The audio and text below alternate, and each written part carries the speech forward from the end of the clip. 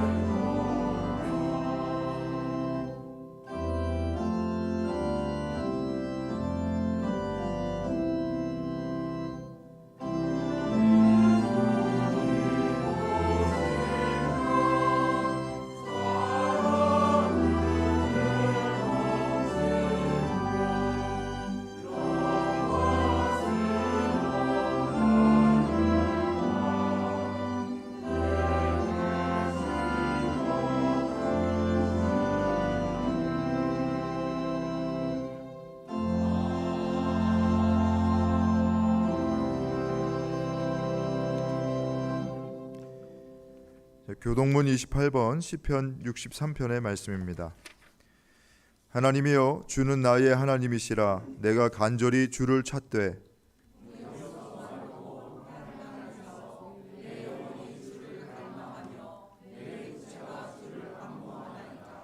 내가 주의 권능과 영광을 보기 위하여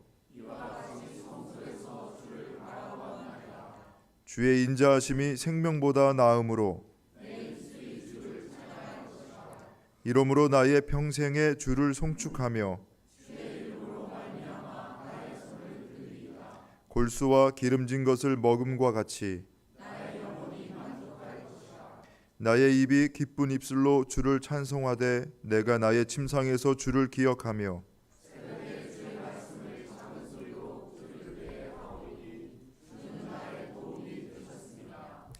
내가 주의 날개 그늘에서 즐겁게 부르리이다.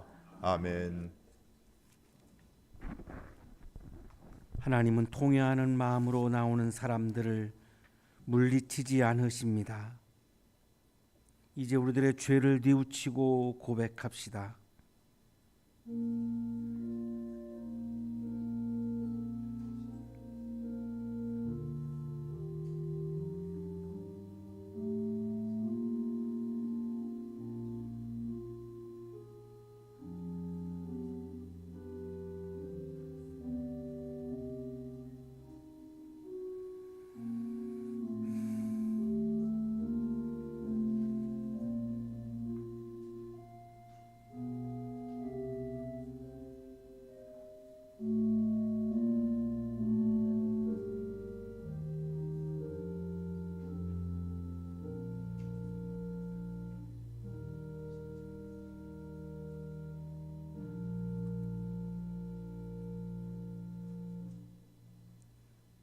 우리가 우리 죄를 자백하면 하나님은 신실하시고 의로우신 분이셔서 우리 죄를 용서하시고 모든 불의에서 우리를 깨끗하게 해 주실 것입니다.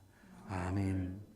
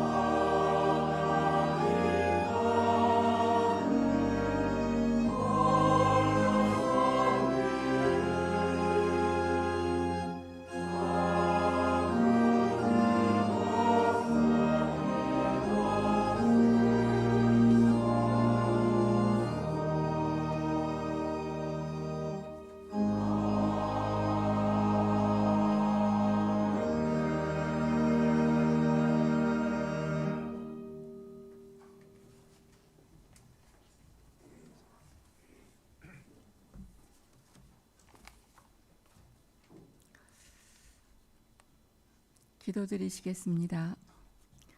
전능하시고 사랑이 많으신 하나님 아버지, 주일 아침 성전에 나와 예배드릴 수 있게 환경과 건강을 허락하여 주신 하나님 감사드립니다.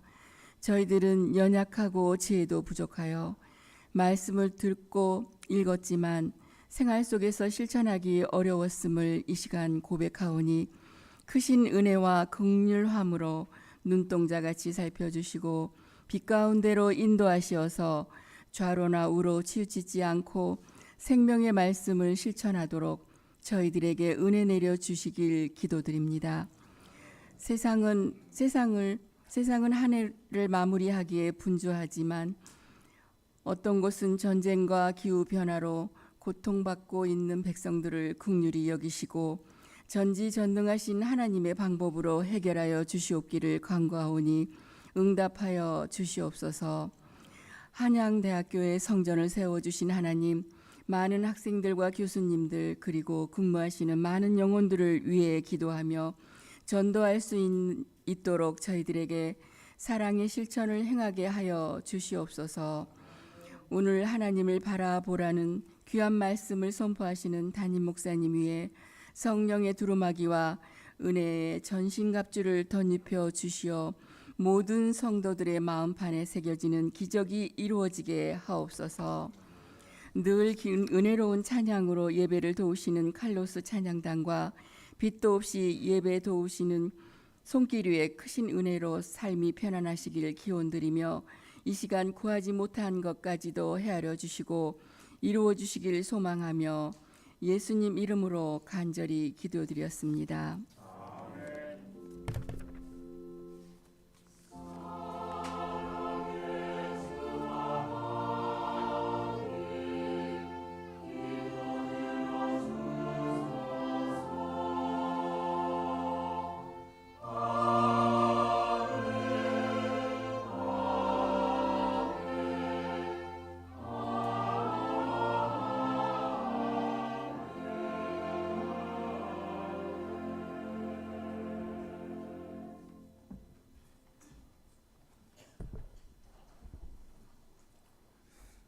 이사야 40장 1절부터 11절까지 말씀입니다. 너희는 위로하여라. 나의 백성을 위로하여라. 너희의 하나님께서 말씀하신다.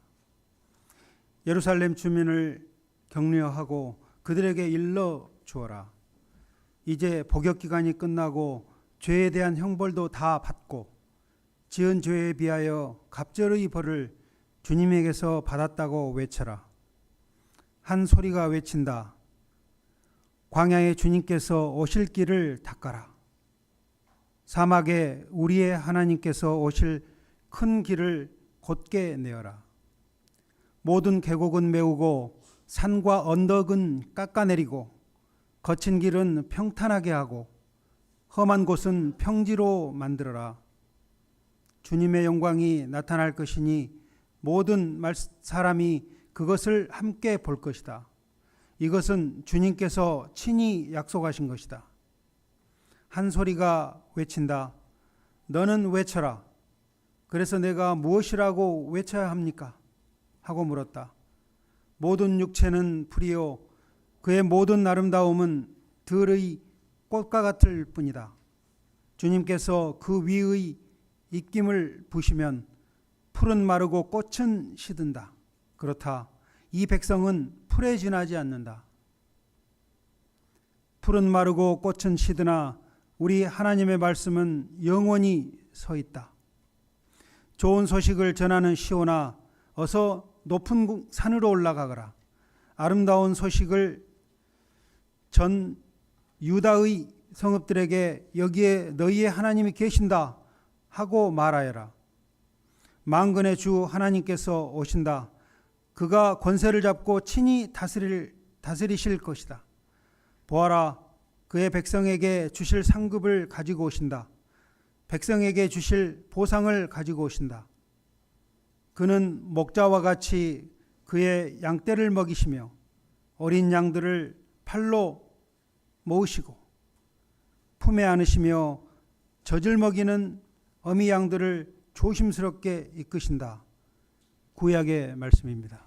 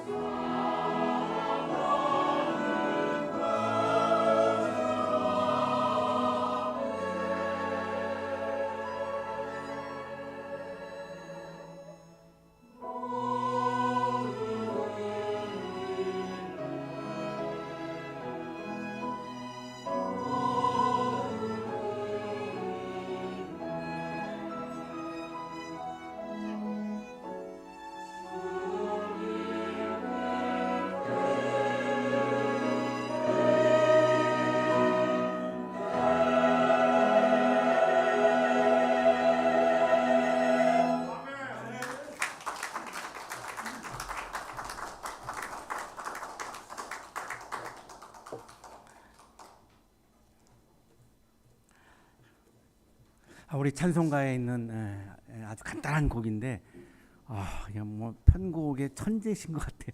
이 곡을 편곡하신 분은 누군지 모르시겠지만 너무너무 은혜 많이 받았습니다. 우리 은혜로운 찬양해 주신 우리 성가대원들에게 다시 한번 감사의 박수 하겠습니다. 옆에 계시는 분과 사랑의 인사 나누시겠습니다. 사랑합니다. 보고 싶었습니다.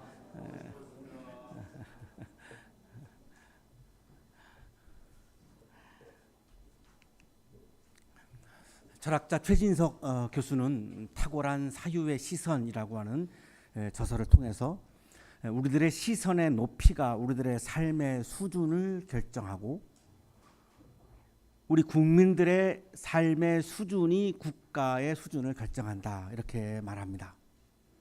우리의 시선의 높이가 우리의 삶의 수준을 결정하고 우리의 삶의 수준이 국가의 수준을 결정한다. 이 시선의 단계를 상승시키기 위해서는 아직 오지 않은 것을 궁금해하라. 아직 오지 않은 곳으로 건너가려고 하는 도전을 하라. 이렇게 강조합니다. 현재 기존에 있는 문법에 안주해가지고는 성장과 발전을 할 수가 없다. 우리나라가 명실상부한 선진국으로 들어가는 것은 불가능하다. 이분은 우리나라를 중진국에서 한 위쪽에 이렇게 머물고 있다라고 이렇게 판단을 하시는 것 같은데요. 완전하게 선진국으로 가기 위해서는 아직 오지 않은 것을 궁금해해라. 아직 오지 않은 곳으로 건너가려고 하는 도전을 하라. 이렇게 강조를 하면서 교수님이어서 그런지 모르지만 우리 청년들을 위한 조언을 하기 시작합니다. 꿈 이야기를 합니다. 꿈을 꾸는 사람이 현재의 문법에 갇혀 있으면 꿈은 항상 불가능한 것으로 평가될 수밖에 없다. 그러다가 꿈꾸는 일을 멈춰버리는 얌전한 사람이 되어버린다. 안전을 추구하기만 하고 낙오되지 않으려고만 하고 실패를 두려워한다. 꿈은 불가능의 냄새가 더 강하게 나야 진정한 꿈일 가능성이 크다. 불가능해 보이는 것이 꿈이다. 가능해 보이는 것은 꿈이 아니다. 그것은 그냥 괜찮은 계획일 뿐이다.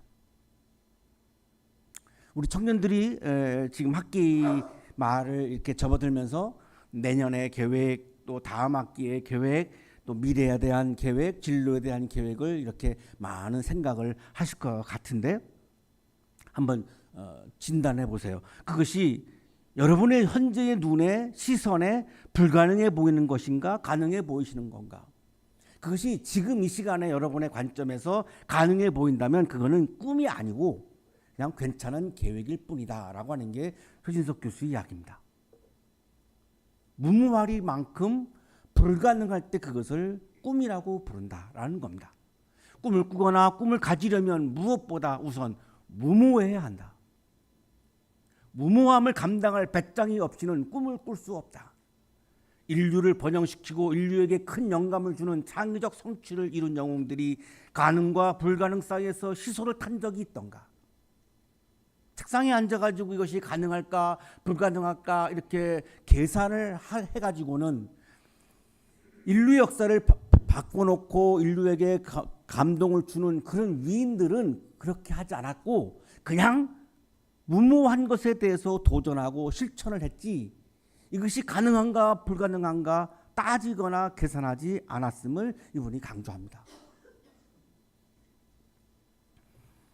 여러분의 지금 계획이 여러분의 지금 미래에 대한 설계가 무모한 것인가 무모하지 않은 것인가를 진단해 보라고 이분은 조언을 합니다. 우리 이성적인 우리 청년들은 좀 와닿지 않습니다라고 이야기할 수 있는데 한번 좀 더 나가보죠. 놀랍게도 오늘 성서도 이렇게 말씀을 하고 있다라고 하는 사실입니다.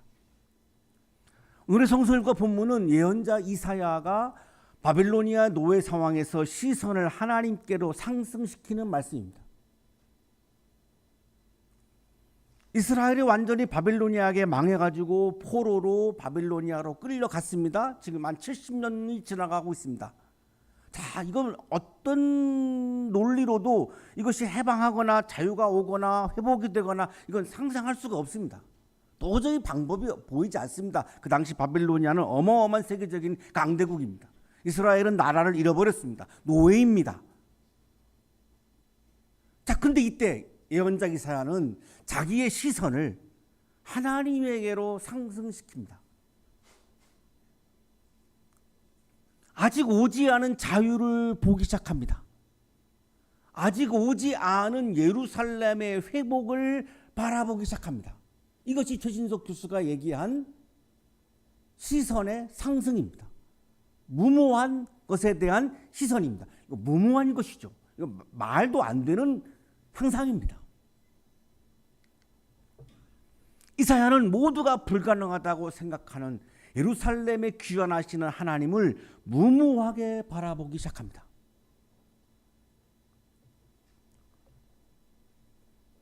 이성적인 청년들은 근거가 없기 때문에 이것이 와닿지 않는다고 말할 수 있는데 이사야의 무모한 시선에 근거가 있습니다.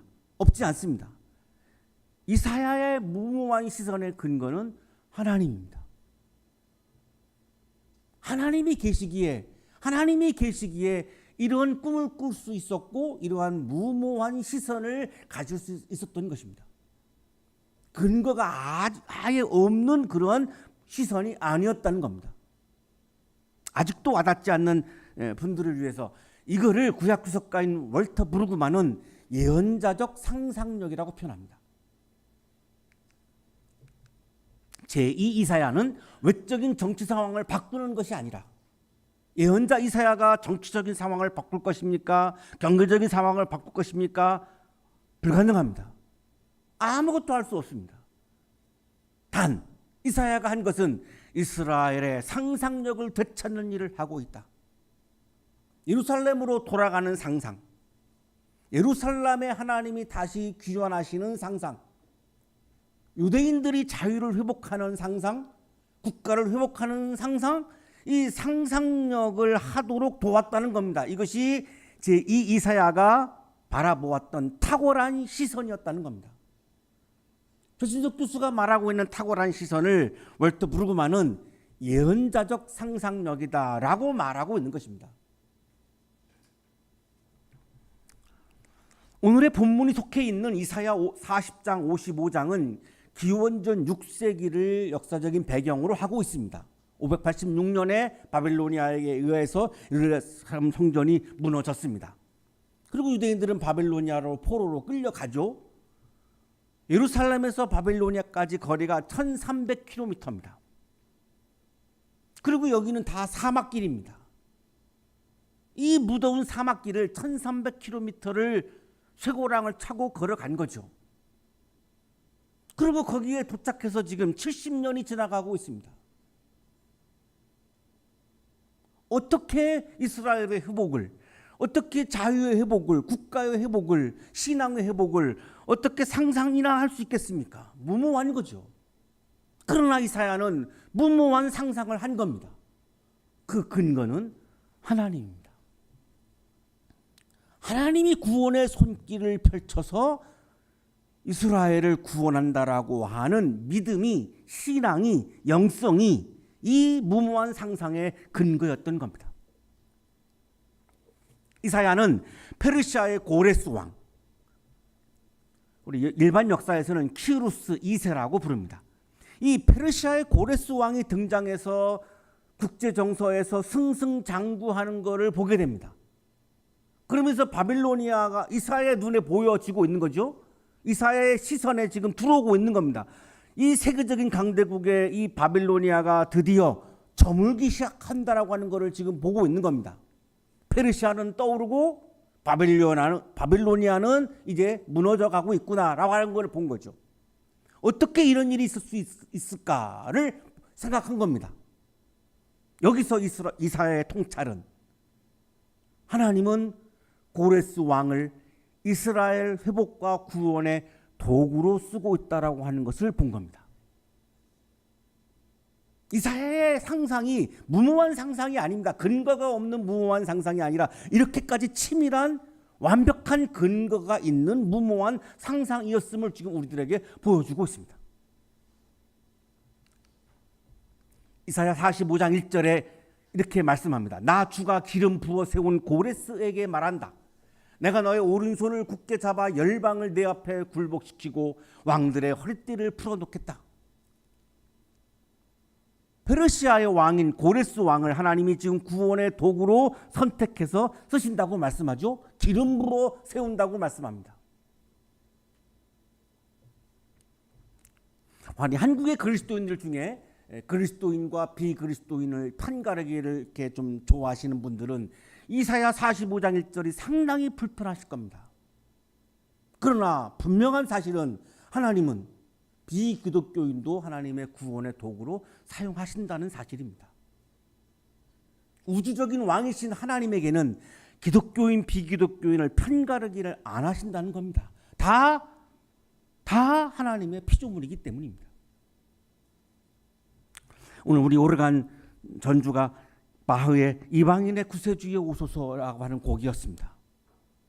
이사야 45장 1절과 아주 잘 맞는 곡이죠. 바흐도 그렇게 신앙 고백을 한 거죠. 하나님은 누구신가? 기독교인들의 하나님이기도 하지만 이방인들의 하나님이기도 하다는 겁니다. 이스라엘을 구원하는 이 엄청난 일을 위해서는 하나님은 비기독교인들까지도 구원의 도구로 쓰신다는 겁니다. 이거를 이사야는 영적인 통찰력을 가지고 바라보고 있습니다. 무모한 상상을 하고 있습니다. 탁월한 시선으로 이거를 바라보고 있는 거죠. 유대인들이 예루살렘으로 돌아가는 제2의 출애굽을 믿음의 시선으로, 조신석 교수가 얘기하는 탁월한 시선, 월터 브루그만이 얘기하는 예언자적 상상력을 오늘 아침 우리가 그냥 쉽게 말한다면 믿음의 시선으로, 영적인 눈으로, 영적인 시선으로 바라보고 있는 것입니다. 이사야 40장 55장을 성서학자들은 제2 이사야라고 부릅니다. 오늘의 성서일과 본문은 이 제2 이사야의 맨 처음 부분입니다. 그래서 굉장히 우리가 주목할 필요가 있는데요. 이렇게 시작하죠. 너희는 위로하여라. 나의 백성을 위로하여라. 너희 하나님께서 말씀하신다. 어떻게 해서 유대인들이 지금 바빌로니아의 포로로 끌려왔죠? 하나님의 심판에 의해서입니다. 유대인들을 바빌로니아 노예가 되게 한 것은 하나님입니다. 왜 그러셨죠? 하나님을 버리고 외세를 의존하는 유대인들의 그런 비신앙적인 행위들을 심판하신 거죠. 그래서 예루살렘이 무너지게 하셨죠. 자, 그 하나님이, 유대인들을 심판했던 하나님이 유대인들에게 이렇게 말씀하라고 말씀하는 거죠. 너희는 위로하여라. 나의 백성을 위로하여라. 위로하라는 겁니다.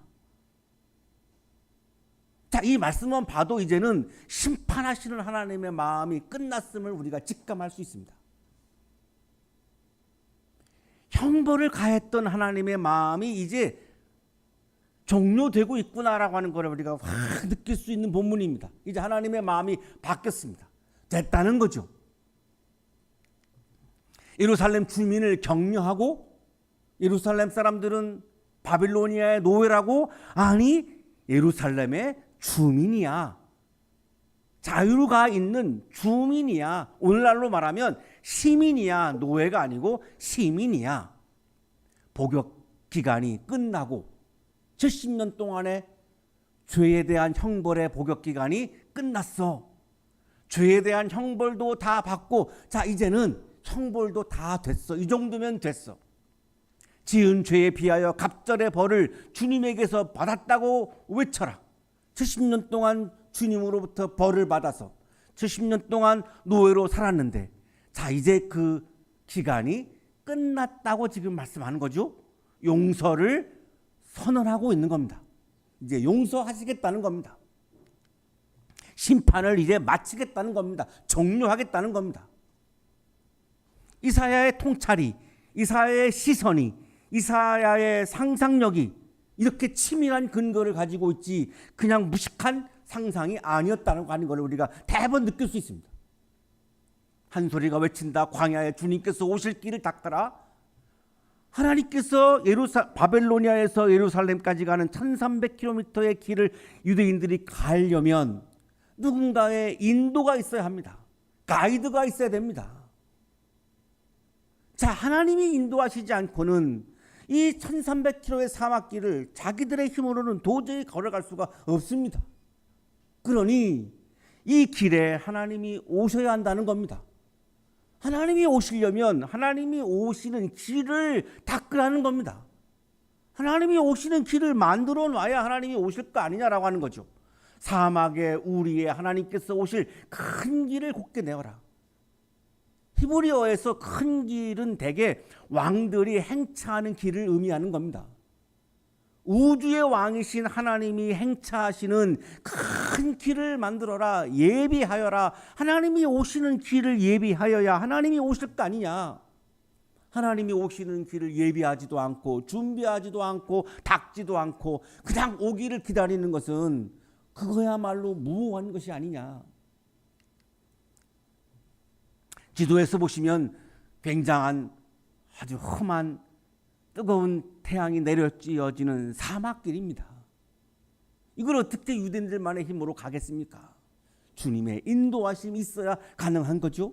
출애굽 때도 하나님께서 불기둥, 구름기둥으로 인도해 주셔서 홍해 바다를 건너는 것까지 걸어갔습니다. 역시 제2의 출애굽은 바빌로니아의 탈출도 마찬가지죠. 하나님의 인도하심이 없이는 이거를 걸어갈 수가 없다는 고백입니다. 우리의 인생의 길이 나만의 힘으로는 걸어갈 수 없음을 고백해야 한다는 겁니다. 인정하라는 겁니다. 이 험한 세상에서 나만의 힘으로 이 인생의 길을 걸어간다? 이거는 불가능하다는 겁니다.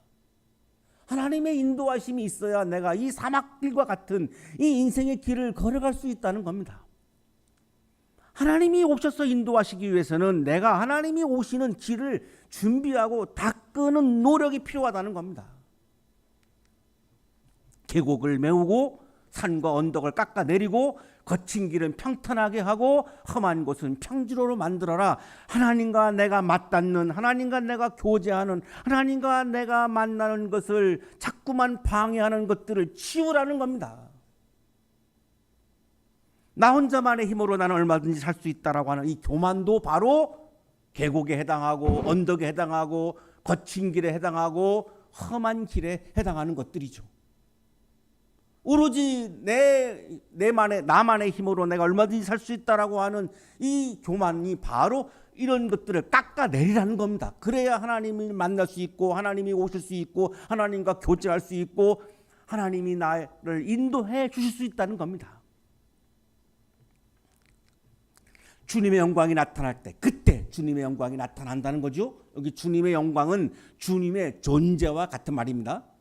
그럼 왜 주님의 존재라고 안 하고 영광이라고 말하느냐? 모든 사람이 그것을 함께 볼 것이다. 주님의 존재를 본다 그러면 우리가 주님의 존재를 신체로 오해할 수 있기 때문에 성서는 주님의 존재라고 하는 표현을 거의 쓰지 않습니다. 주님의 영광이라고 표현합니다. 오해할까 봐. 본다 그러면 우리가 신체를 보는 것을 우리가 당연히 떠오르기 때문에 하나님은 신체가 없습니다. 하나님의 존재는 우리가 육체적인 이 눈으로 볼 수가 없습니다. 탁월한 시선으로, 영적인 상상력으로, 신앙의 시선으로, 영적인 눈으로 볼 수 있는 거죠. 그래서 주님의 존재를 주님의 영광이라고 표현합니다. 주님의 영광이 이제 나타난다는 겁니다. 이거는 하나님이 이미 약속하신 말씀이다. 언제? 오래전에. 조금 이따가 근거를 제시해 드리겠습니다. 한 소리가 외친다. 너는 외쳐라. 그래서 내가 무엇이라고 외쳐야 합니까? 하고 물었다.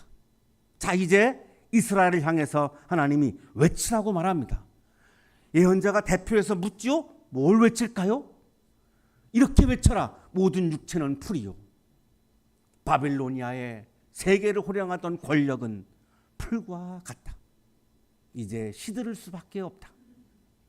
그의 모든 아름다움은 들의 꽃과 같을 뿐이다. 바빌로니아가 세워놓은 이 어마어마한 화려한 문명들, 하늘에 닿는 바벨탑과 같은 이 엄청난 이 건축술, 어마어마한 세계에서 처음 보는 많은 문명들, 화려한 문명들 꽃처럼 시들고 말 것이다. 하나님께서 거기다가 입김을 부르시면 풀은 마르고 꽃은 시드는 것처럼 바빌로니아의 권력과 화려한 문명들은 이제 곧 시들고 말 것이다. 그러나 하나님의 말씀은 영원하다. 하나님의 말씀은 영원하다. 자, 이 하나님의 말씀의 내용이 뭘까요? 제1 이사야를 통해서 기원전 8세기에 이미 아주 오래전에 제1 이사야를 통해서 유대인들은 바빌로니아로부터 예루살렘으로 돌아올 것이라고 이미 말씀을 하셨습니다. 놀랍죠? 이사야의 상상력이, 이사야의 통찰이, 이사야의 시선이 이렇게 치밀한 논리를 가지고 있고 근거를 가지고 있고 깜짝깜짝 놀랄 수밖에 없습니다. 이사야 11장 16절입니다. 주님께서 남은 백성 곧 아시리아에 남은 자들이, 여기 아시리아는 왜 아시리아냐면 바빌로니아가 그 당시에는 아시리아의 한 도입니다. 충청남도 하는 것처럼 한 도에 불과했던 때였습니다. 그러니까 아시리아라고 말하는 거죠. 이건 바빌로니아를 의미하는 겁니다. 아시리아에 남은 자들이 돌아오도록 큰 길을 내실 것이니 이스라엘이 이집트 땅에서 올라오던 날과 같게 하실 것이다. 유대인들이 이집트로부터 해방해서 가나안 땅으로 오게 하신 것처럼 하나님께서는 바벨로니아로부터 큰 길을 내셔서 대로를 내셔서 다시 예루살렘으로 돌아오시게 한다라고 하는 말씀을 이미 주전 기원전 8세기에 하신 겁니다. 이거를 이사야는 기억하고 있습니다. 이것이 오늘 보여주고 있는 이사야의 상상력의 치밀한 근거입니다. 각주입니다. 각주입니다. 논문으로 말하면 각주죠. 이거보다 완벽한 근거가 어디 있겠습니까? 하나님의 말씀이 근거인데 더 이상 무슨 근거가 필요하겠습니까? 이 하나님이 말씀하신 말씀은 영원하기 때문에 이것은 오늘도 유효하고 분명히 유대인들은 예루살렘으로 다시 돌아간다라고 지금 이사야는 확신에 차서 말씀을 전하고 있는 거죠. 그게 뭘까요? 유대인들에게 굿뉴스, 좋은 소식입니다. 기쁜 소식입니다. 이거보다 더 기쁜 소식이 어디 있겠습니까? 70년 만에 노예로부터 자유인이 되는데, 잃어버린 국가를 회복하는데, 잃어버린 고향으로 돌아가는데, 유프라데스 강가에서 매일같이 강제 노역을 하면서 히브리 노예들의 합창을 불렀던 이들이 이제 드디어 금빛 날개를 타고 돌아가는데, 이게 어떻게 기쁜 소식이 아니겠습니까? 이게 어떻게 좋은 소식이 아니겠습니까? 좋은 소식을 전하는 시오나, 이 좋은 소식을 과감하게 외치고 전하라고 말씀하는 거죠. 어서 높은 산으로 올라가거라. 아름다운 소식을 전하는 예루살렘아, 너의 목소리를 힘껏 높여라. 두려워하지 말고 소리를 높여라. 유다의 성읍들에게 여기에 너희 하나님이 계신다고 말하여라. 결정적인 규절이 이건데요. 예루살렘에 하나님이 계신다. 예루살렘에 하나님이 귀환하신다라고 하는 겁니다. 왜 이게 결정적인 말씀이냐면 유대인들은 예루살렘 성전이 무너졌을 때 이제 하나님은 예루살렘 성전을 떠났다고 믿었습니다. 하나님이 예루살렘 성전을 안 떠났다면 예루살렘 성전이 무너질 리가 없지요.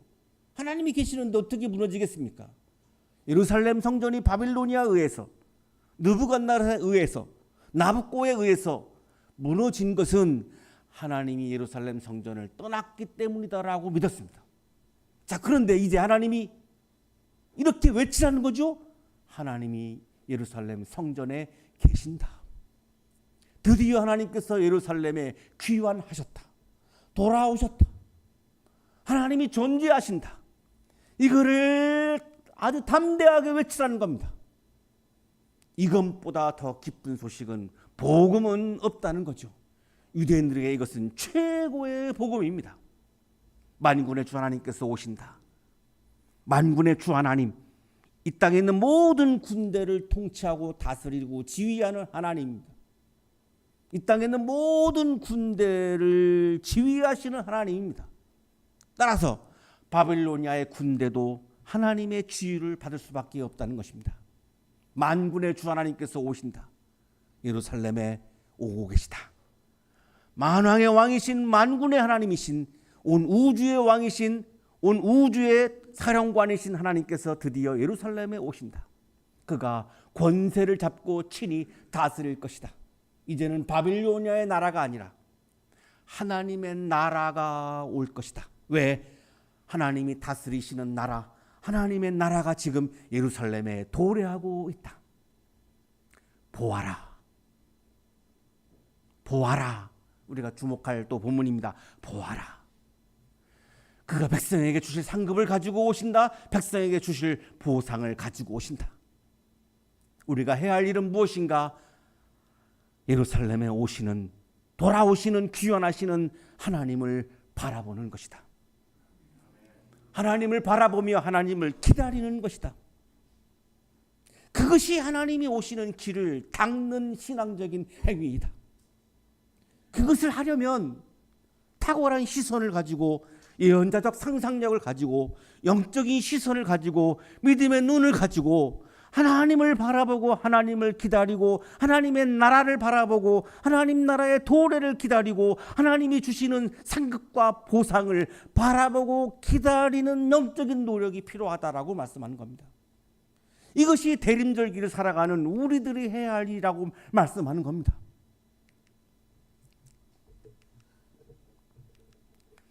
이사야는 예언자적인 상상력으로, 신학적인 통찰력으로, 영적인 시선으로, 탁월한 시선으로 하나님과 하나님의 나라와 상급과 보상을 바라보며 기다리고 있었습니다. 대림절기를 살아가야 하는 우리들의 삶을 아주 모범적으로 보여주고 있는 이사야의 신앙의 삶입니다.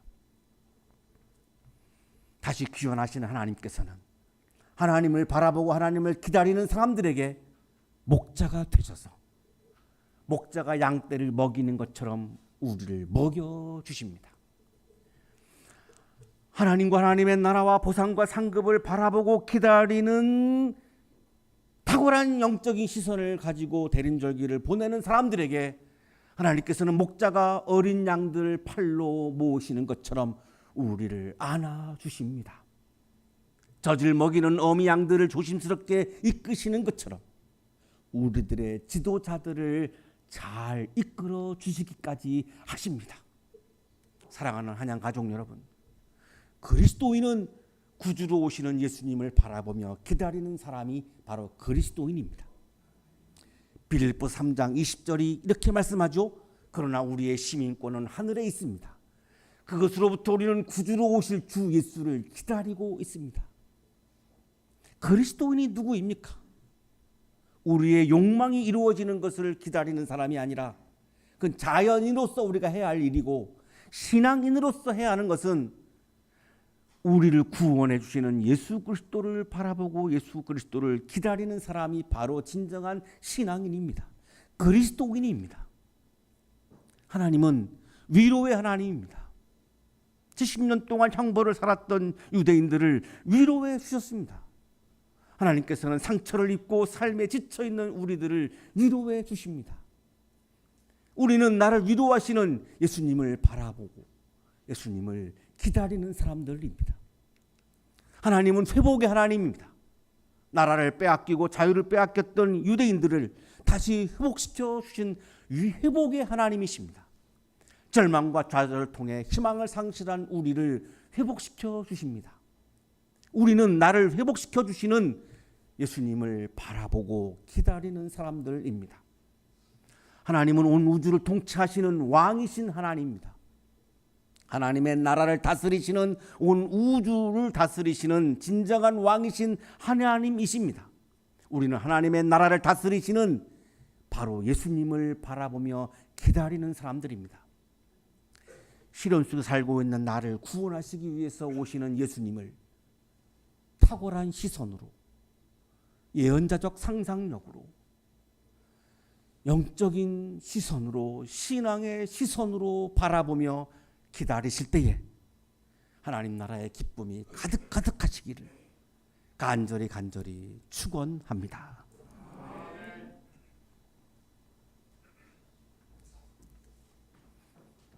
거룩하신 주님, 대림절기를 살아가고 있습니다. 우리의 시선이 하나님을 향하지 못하고 다른 것을 향할 때가 너무나 많습니다.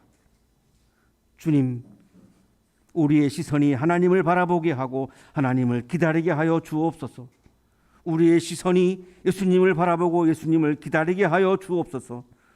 우리의 시선이 하나님의 나라를 바라보고 하나님의 나라를 기다리게 하여 주옵소서.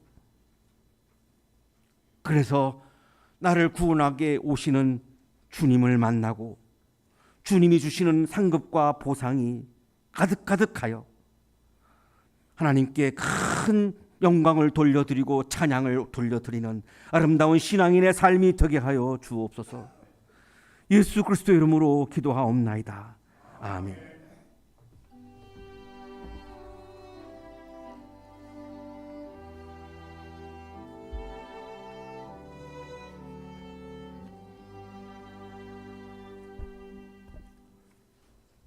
자, 교회 소식 전해드리겠습니다.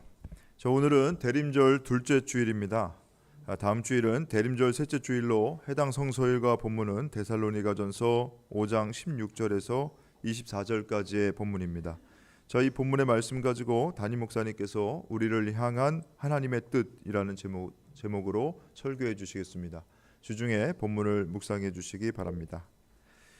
예배 후에 청년교회 모임이 세미나실에서 진행됩니다. 우리 청년분들 함께 자리하셔서 식사 함께 나누시고 교제 나누시기 바랍니다. 우리 청년교회에서 지난주 12월 7일 목요일인데요. 우리 채플 목요일마다 우리 학교에서는 목요 연합 채플 활동을 하고 있습니다. 그런데 1년 동안 채플 성가대로 섬겨준 1학년 학생들을 우리 청년교회에서 좀 섬겨줄 방안이 없을까 고민하다가 크리스마스 파티를 좀 해주자 이렇게 해가지고 떡볶이나 오뎅 이런 음식을 만들어서 우리 1학년 성악과 친구들을 초대해서 파티를 했습니다. 1년 동안 예배를 위해 성가를 불러준 우리 성악과 친구들을 위해서 우리 청년교회에서 축복송을 불러줬는데 이 두 학생이 막 눈물을 막 펑펑 흘리더라고요. 못 불러서 그랬는지 아니면은 눈물을 흘리면서 정말 그 자리가 화기애애해지고 우리 가운데 하나님이 임하시는 것을 느낄 수 있었습니다. 위로가 필요한 청년들 위해서 1년 동안 기도해 주신 교우 여러분께 깊은 감사의 말씀을 드립니다. 모임 안내 이어서 드립니다. 남선교회에서 주관하는 연말 봉사활동 다음 주 12월 17일 주일 오후 2시 30분부터 진행됩니다. 이 성수복지관에 모여서 독거 어르신들 그다음에 어려운 이웃들과 나눌 선물을 포장하고 직접 전달을 합니다. 관심 있는 교우분들 또 우리 청년교회도 지금 함께 하려고 지금 의사를 지금 모으고 있는 걸로 알고 있는데 함께 하실 분들은 우리 총무이신 황익준 성도님께 말씀해 주시기 바랍니다. 이 봉사활동 후에 5시 30분부터 2023년 남선교회 송년회가 성수동에 있는 111향 음식점에서 진행됩니다. 이외에 교회력과 성서일과 12월 예배 안내는 여러분 가지고 계신 주보를 참조하시면 되겠습니다. 이상 교회 소식 알려드렸습니다.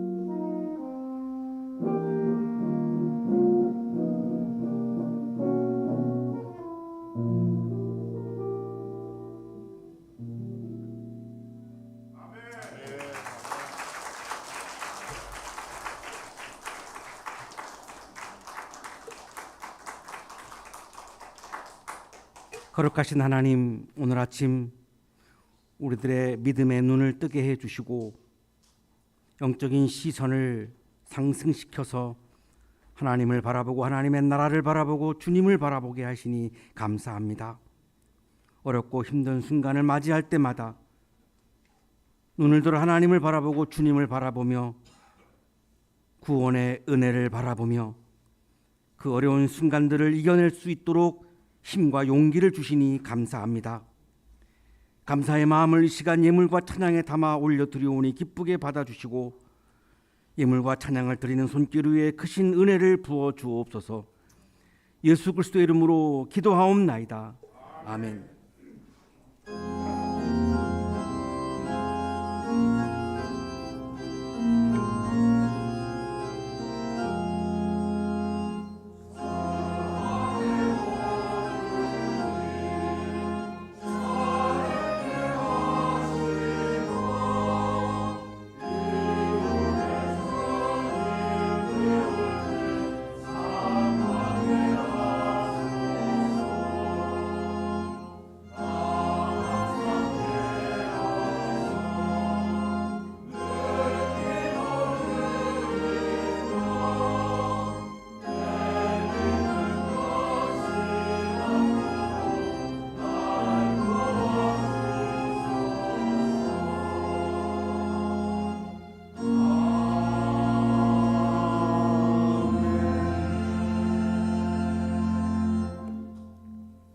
이제는 우리에게 하나밖에 없는 생명까지도 아낌없이 사랑으로 나누어 주시는 예수 그리스도의 은혜와 오늘도 우리에게 말씀을 주시는 하나님의 사랑하심과 생명의 기운을 주시는 성령의 역사하심이 하나님을 바라보며 하나님을 기다리며 예수님을 바라보고 예수님을 기다리며 하나님의 나라와 상급과 보상을 바라보고 기다리며 대림절기를 살기 위해 세상을 향해 힘차게 나아가는 우리 모든 한양 가족들의 삶 속에 지금부터 영원토록 함께 하시기를 간절히 축원하옵나이다. 아멘.